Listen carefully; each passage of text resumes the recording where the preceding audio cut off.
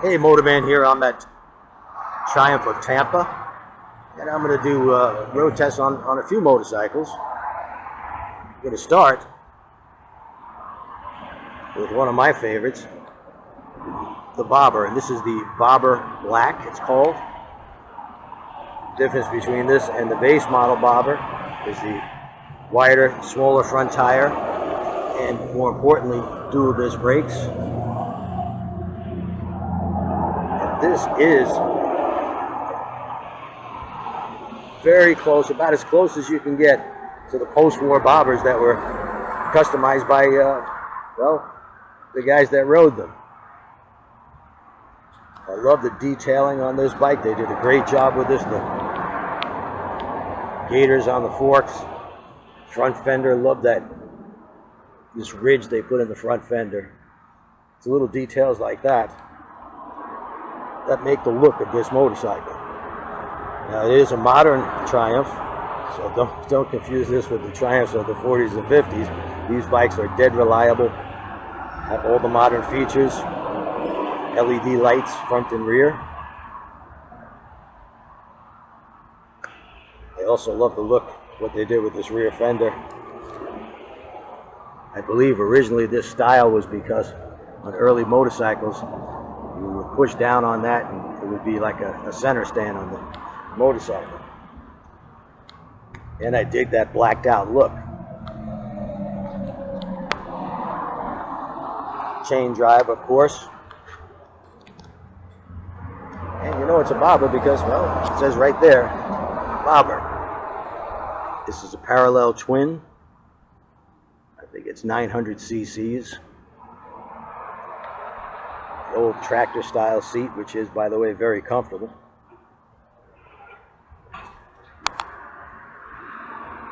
Despite its old world looks, it's got modern technology throughout. Fuel injection, speedometer and tachometer. Tachometer's right in here. And we're going to take it for a ride.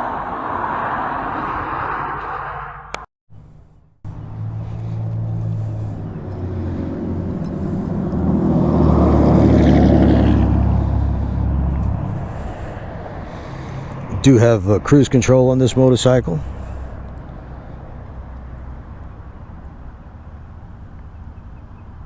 And the different modes. Rain Road. I don't know if you could see that on the video.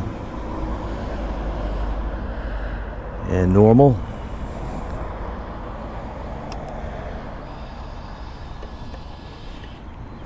Very low seat height.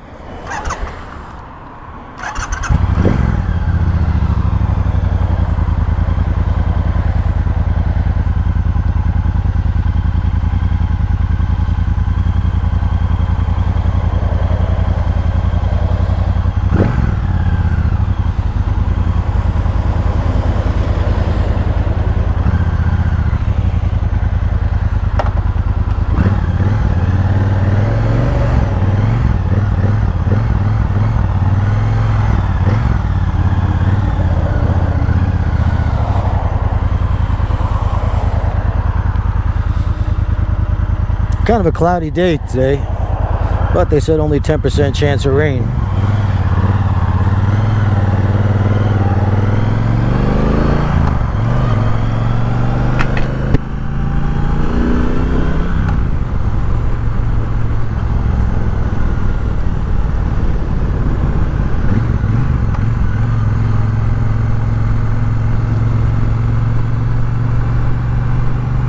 Triumph has really improved the exhaust sound of their motorcycles over the past few years.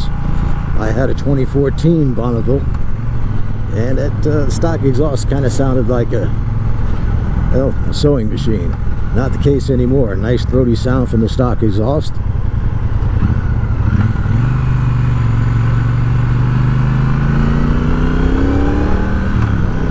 Very light clutch pull. And plenty of torque. Get up to speed rather quickly. Now the Bobber has, I'd say the ride is on the firm side. but that's to be expected in this type of motorcycle.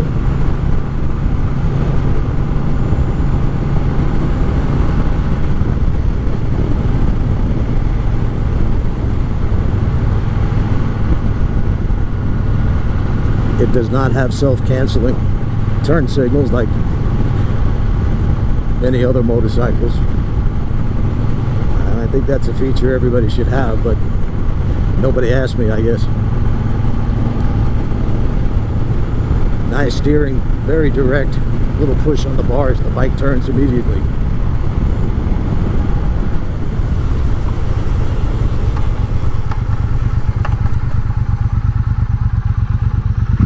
And the dual discs on this model with ABS, of course, work very well, as you just saw. Nice feel to them as well. When I'm coming to a stop, I'm always using both front and rear brakes. It's a good habit to get into. The only time you don't want to use the front brake is when making tight, low-speed turns. Because if you hit that front brake and the handlebars are turned at low speeds, it's going to pull you right to the ground like a magnet. At low speeds, you want to rely on the rear brake to help stabilize the motorcycle. But anything above 10 or 12 miles per hour, 15, etc., as long as you got those handlebars pointed straight ahead, you can use that front and rear brake.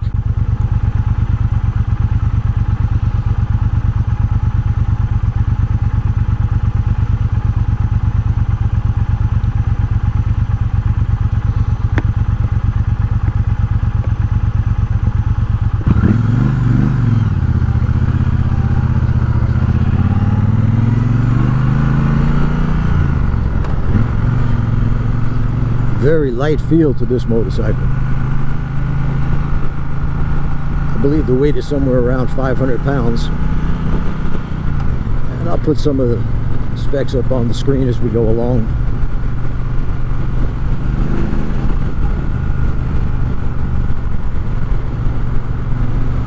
If you hear too much wind noise, well, there's no windshield on this bike. So that's to be expected. Plenty of power, plenty of torque.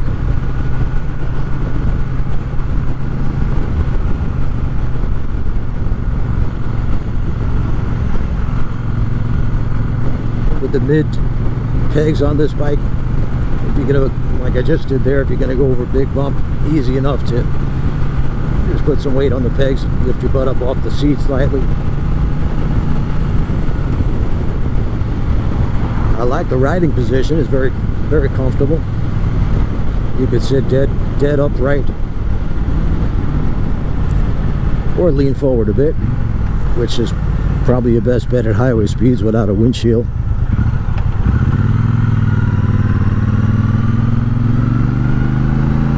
This bike really has a light feel to it.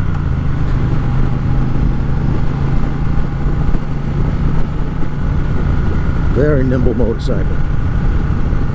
I'm used to riding the 850 pound or 900 pound Harley Davidson.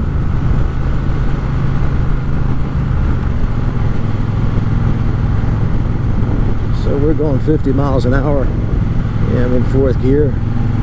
Takes off easily from that speed, picks up speed. If you need extra power, just downshift, very smooth gearbox. Nice feel to the clutch as well. And a very easy pull.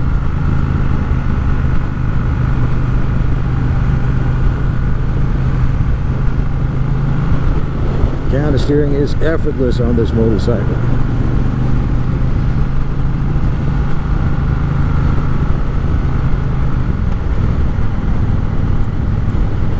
Triumph also has a pretty extensive line of accessories for the bobber.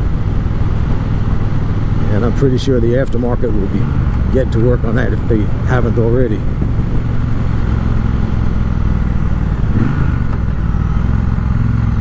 Smooth motor, no vibration at all coming through the bars or the pegs.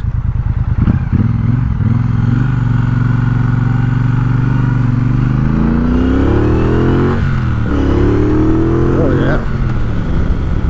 This bike's got all kinds of power.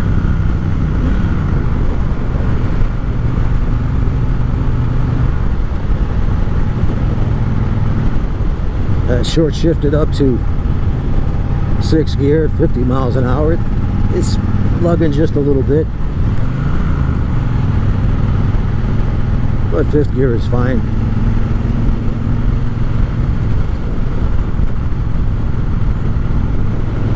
Now this is not a motorcycle made for high-speed touring, of course. Kind of difficult to carry anything on this type of motorcycle. This is just a motorcycle to have fun with. Tear around your favorite winding road. Ripping through traffic. Very narrow bike. Low seat height, so just about any size rider is going to fit this motorcycle.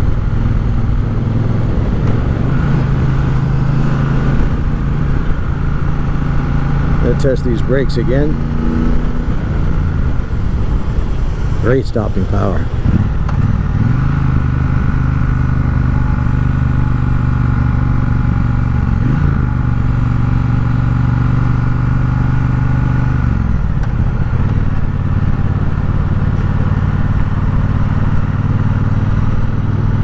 Third gear appears to be a great around town bike, a gear if you don't want to shift too much.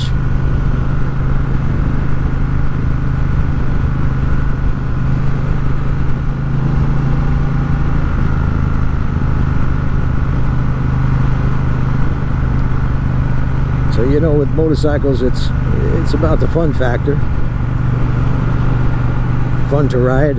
If I like to use a scale of 1 to 10, 1 being the least fun and 10 being the most fun. I gotta say this is up pretty high, especially if you like the looks of this bobber style motorcycle. It's got the bobber look. I think they got it down even better than Harley Davidson.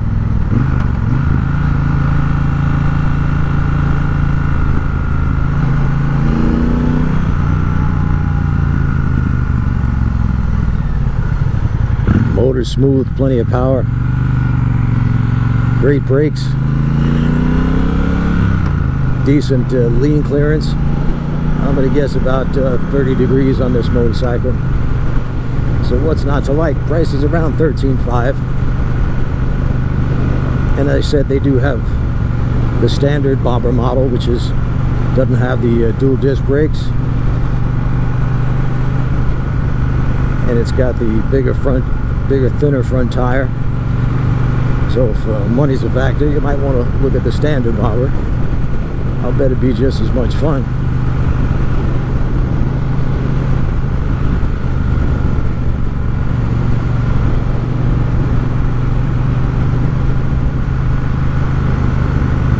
So if you like these reviews, and I try to do at least 3 or so a month, sometimes maybe more, I hope you give me a thumbs up, hit the subscribe, and click that little bell so that you'll be notified every time I come out with a new video.